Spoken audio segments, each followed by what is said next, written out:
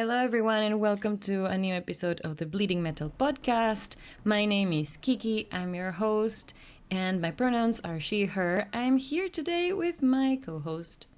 Hi, it's Martha. My pronouns are also she, her. And today we are here with another team episode, another little update from us, just the two of us, after we have had amazing guests this month. We had a really lovely interview with Maria from Future Palace. And after that, we also had a really informative talk with Lulu Davis from Raising Rockstars. So it's been a month and the summer is only getting started. It's going to get better. We're going to have a lot more really cool interviews for you this summer, this year. And I'm saying that and I'm knocking on wood that everything goes well. At Tuska Forum by Bleeding Metal in Helsinki in just 2 more weeks. Last year we had technical difficulties of many sorts, of many types, and we didn't have any recordings to show you. The interviews were amazing, but we couldn't have them here for you afterwards. That was so sad. I was devastated. But yeah, it's been a year since we had all of those, since all of that happened. And now we are super close to a new edition of Tuska Forum by Bleeding Metal. And I'm super excited. Yeah, me too. Also, the guests will be super cool, so there's going to be very good stuff there. And yeah, the whole atmosphere at the Tuska Forum, it was really inspirational last year. And yeah, I'm very much looking forward to having that again. Yes, this year it's going to be bigger. We're going to have more space for more people to watch these live interviews that we have inside of Tuska Festival. So if you're there, hit us up. Tell us you're going to be there. Come to see us. Come say hi. Grab a sticker or 5. And yeah, we'll see you there. We will also... And I just remembered this yesterday. Remember we had Reta from We the Faded as a guest. We met her last year at the Tuska Forum by Bleeding Metal. And we talked about having stickers, having star stickers for the people in the audience who participate more. So I just remembered that I need to get some. Yeah, that would be really fun. Yes. Also this year, it's going to be way easier to come in and out. So if you just saw one of your favorite bands and the forum session you wanted to see already started, then it's going to be easier to just sneak in. Please do it quietly. But yeah, then you can just join us in the room and join the conversation, because as always we will be having audience questions. As I was just saying, you can earn a star if you participate. But yeah, all of those preparations are very much in full swing right now, because just now, and we are recording on June 13th, so 2 weeks before the festival, and the confirmations are just coming in. And this is the most challenging part about organizing Tuska Forum, because the artists that we have started inviting to participate since April are just getting their schedules now, and just now they know how much time they're going to have for press. Will there be enough time to have a long talk with us at the forum? And so just now they are starting to confirm, and we are making the schedule.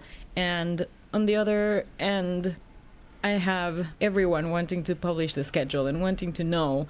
And I'm like, yes, I know, but the bands don't know themselves. So it's really difficult to strike the balance between making sure the bands are there and also keeping the festival and the fans happy. Knowing who's going to be there and how to make their schedules as well. So that's a whole thing. But we're super excited. I'm super excited. There's so much more to do and so much more to prepare. But I love how I'm not stressed, because I just love this work so much. Yeah, and I noticed when I see you work in that whole area, to me it feels like it makes you really happy, but how does it feel in general to have achieved that, to be the host of Tuska Forum? If you see the whole way you got there, how does it make you feel? Oh my gosh. It's beautiful. It's so gratifying and fulfilling and just beautiful. I was telling this to my therapist yesterday, actually. And I was saying how it might be a lot of imposter syndrome as well.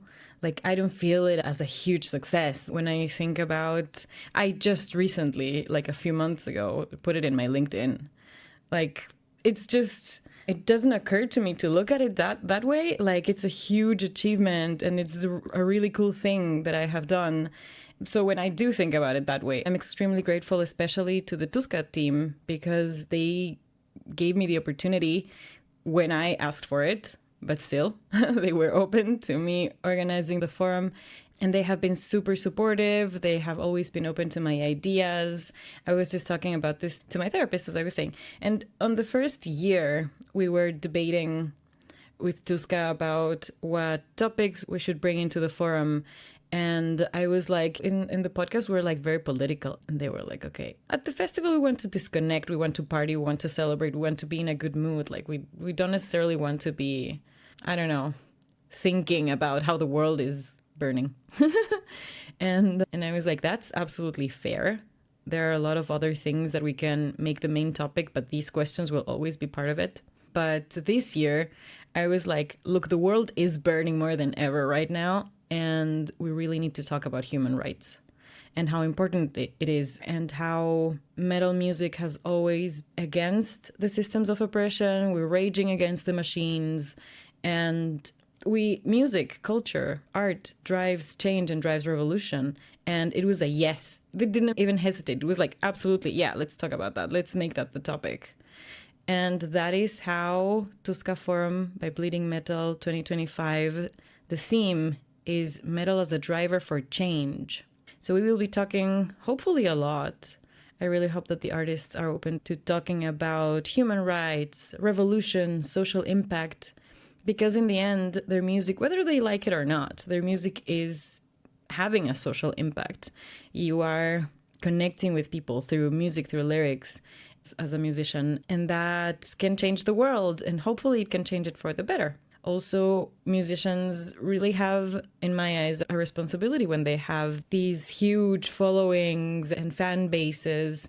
And if they can affect change for the better and open their minds a little and make, especially the metal scene that has always had the reputation of being a very inclusive scene and very open-minded scene, that we finally make that a truth.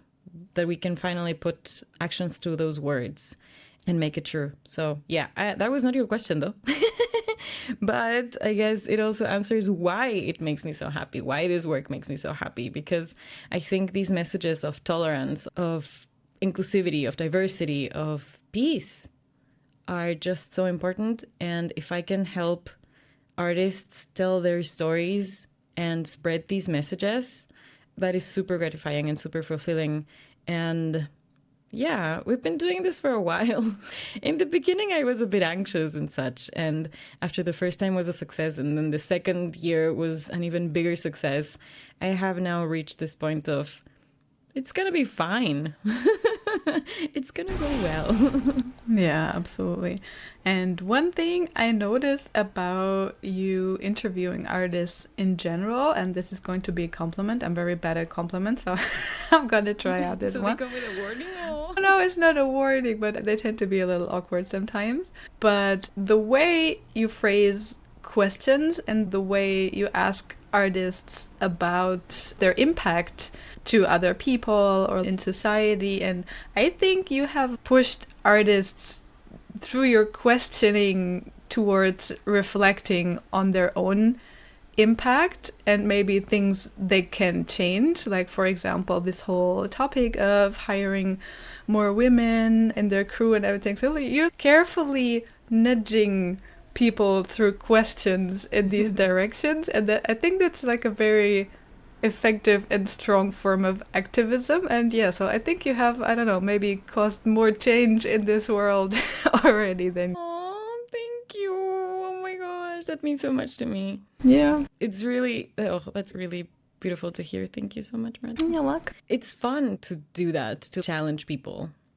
I also like to be provocative. I sometimes listen to interviews, and when they're like, oh, we love our music and you're so great, and I'm like, okay, get your nose out of their ass. Be a little more critical. You're a journalist. Yeah, I am also a fan of most of the bands that we have here on the podcast or that we have on the forum. And sometimes I do catch myself in the same way. Future Palace was a big one.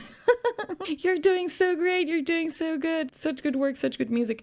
So I guess I'm just honest in that way, but I would like to, and I sometimes really enjoy being like a little more provocative. Obviously, I'm always respectful and professional, but sometimes I would like to, as you were saying, poke people or nudge people a little more. And when it happens in the way you were describing, when it's subtle, when it's something that they are unconsciously already doing or that aligns with their values, but they aren't doing it actively or intentionally because, you know, how the industry works. We just get in and everyone already knows the people, already has the contacts. It was the same with my band last year. It was a very active intention of mine to say, we need a photo shooting. And everyone was like, oh, I know 3 photographers. And I'm like, are any of them women? No, let's look for a woman then. And that was something that I had said to the band from the very beginning. This is really important to me. And so I understand it's not their fault. It's not like they go into the music industry and say, oh, I'm going to be super discriminating. Not at all. But if we don't change it actively, the industry will never change. And that's what I've been saying a lot lately as well. So it's really, yeah, thank you. Thank you for the compliment. It's really good to that even through asking questions, through interviews, through these conversations that we're having, that I can push that a little, those boundaries even a little further and nudge people in the right direction. That is really lovely. I remember when we had Alyssa at the very first Tuska Forum in 2023, and she said that she identifies as an activist first and a musician second because music is her tool for her activism. And that's really beautiful. I guess I could see my journalism as my tool, as my activism. And that is so nice. Yeah, but I also must say, I am so bored of all these interviews. Like at this point, and being in the music business myself, I understand how many journalists and magazines, so their job is just to make the person more famous, the band more famous, and to support the label and management and furthering their careers and reaching new audiences and everything. But that is so boring. Do we really need more of that? And yeah, I refuse to just do that. It's really, I don't know, I don't see that as a purpose of my life. So yeah, I stopped doing that. Yeah, that's really good to know. That's what we've been doing for several years now. That is something that Pia and I reflected a few years ago, especially when we rebranded the medium, when we went from being Metal and High Heels to being Bleeding Metal. That was something that was really in our minds. We have been asking about women in metal, about feminism since the very beginning in 2013. But now more than ever, we want to focus on that. If we can avoid, of course, sometimes we even are curious about the songwriting process and about the lyrics and stuff like that.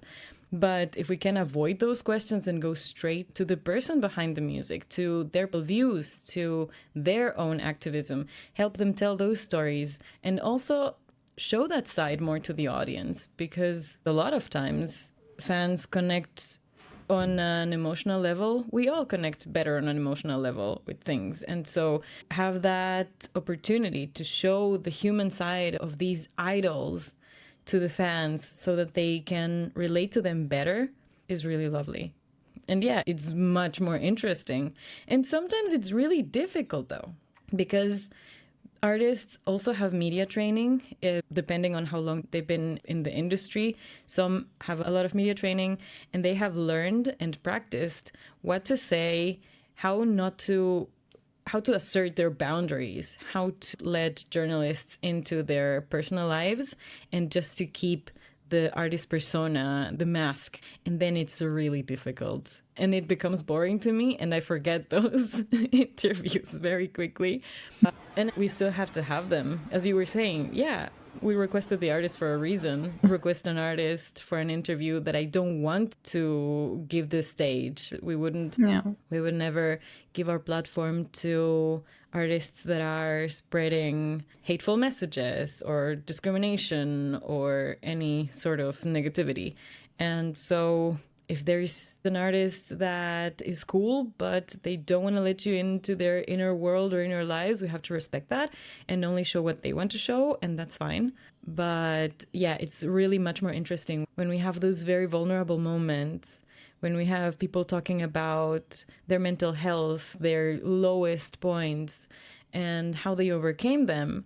Or, yeah, like Marco Hietala as well, how he was diagnosed with ADHD and got his medicine and all of a sudden felt like reborn, and all kind of good stories, like really cool stories, and all of those are much more fun. Yes, and we also do it a little bit for the fun, don't we? Absolutely. Yes, it's so much fun to know what makes a person tick, or to ask a little bit, and even more if we know their creative side and their music. And also sometimes just for the fun to see them in action as well and enjoy their music live. We were just talking about how we had Maria Lessing from Future Palace here on the podcast a few weeks ago when you hear this now. And right after that episode came out, a week later, I was at their concert here in Dortmund. It was the warm-up concert that Maria talked about in the interview as well. And it was so much fun. It was the smaller room in this huge venue that I love. And so it was packed. It was sold out. It was fully packed. The support act that she mentions in the interview, Tommy Countach, I think, was super fun. They performed electronic music, so it was like a dancey pre-party, but with live vocals. Okay. And it was super cool. And it was a nice summer day, so I remembered those videos on social media that are like, remember, it's the festival season, remember to wear deodorant. And I was like, yeah, we need those right now. We need those videos in this right here, right now. But it was so much fun. There was even like spits and everything, even a little wall of death. It's not the most aggressive music. Future Palace is not the most aggressive music to like have a wall of death to. It's always super fun too. It's like a super chill mosh pit. I prefer those in my age group.